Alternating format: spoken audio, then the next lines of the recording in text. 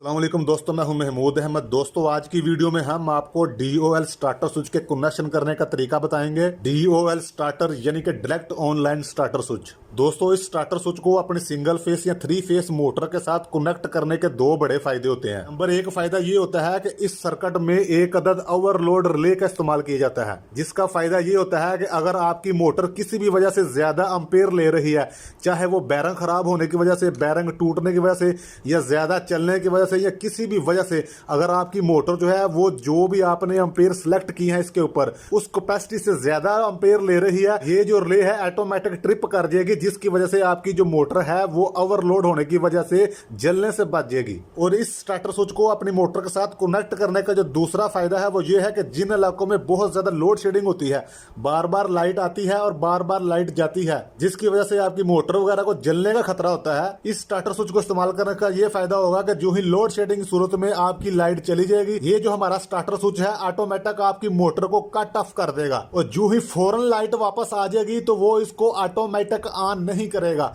जब तक कि आप तसल्ली ना कर लें कि आपके वोल्टेज वगैरह कंप्लीट है। दोस्तों इस सर्किट के लिए हम एक अदद कॉन्टैक्टर स्विच का इस्तेमाल करेंगे, जिसके साथ NO के 2 ऑक्सिलरी पॉइंट का होना जरूरी है। जैसा एक अदद ओवरलोड रिले का इस्तेमाल करेंगे, जिसके ऊपर की तरफ 3 टर्मिनल होते हैं, जिनको हम इस कॉन्टैक्टर स्विच के साथ कनेक्ट कर देंगे। और दोस्तों इसके अलावा इसके ऊपर NC के 2 पॉइंट है, जैसा कि आपको नजर आ रहा है, और NO के 2 पॉइंट बने हुए हैं।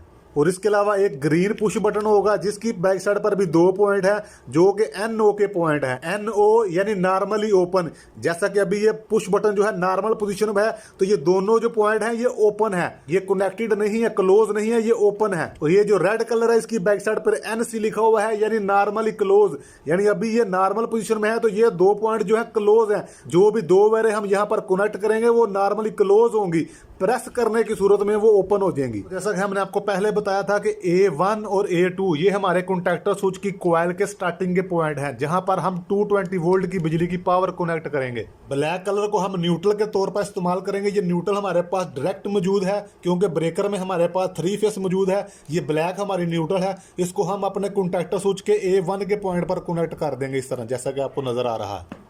दोस्तों ब्लैक कलर को हमने न्यूट्रल के तौर पर इस्तेमाल किया था, और रेड कलर को हम मेन फेस के तौर पर इस्तेमाल कर रहे हैं। इस सर्किट को ऑन और ऑफ करने के लिए हमें सिंगल फेस के एक फेस की जरूरत है, जिसको हम अपने 3 फेस के ब्रेकर के आउटपुट के पॉइंटों में से किसी भी एक पॉइंट के साथ आप कनेक्ट कर सकते हैं। दोस्तों एक और रेड वायर को हम अपने सिंगल पोल ब्रेकर के आउटपुट के टर्मिनल पर कनेक्ट कर देंगे इस तरह।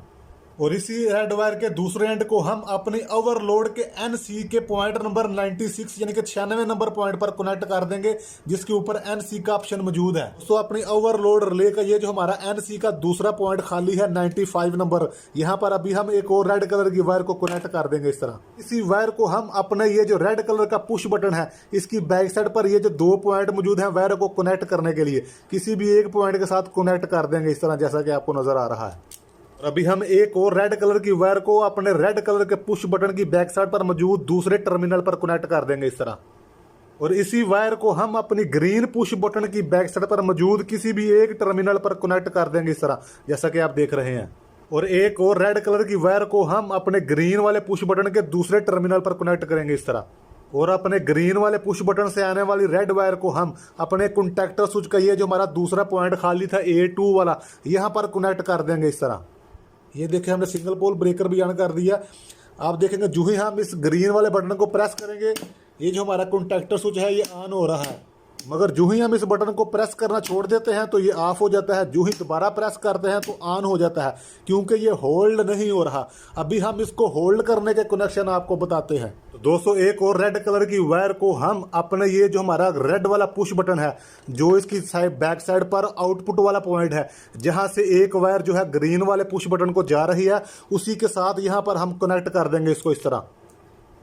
और इसी रेड वायर के दूसरे एंड को हम अपने कॉन्टैक्टर स्विच के NO के पॉइंट के साथ कनेक्ट कर देंगे। जैसा कि हमने आपको पहले बताया था कि कॉन्टैक्टर स्विच वो वाला इस्तेमाल करें जिसके साथ NO के 2 ऑक्सिलरी पॉइंट मौजूद हों। दोस्तों एक और रेड वायर को हम अपने कॉन्टैक्टर स्विच के NO के दूसरे पॉइंट पर कनेक्ट कर देंगे इस तरह।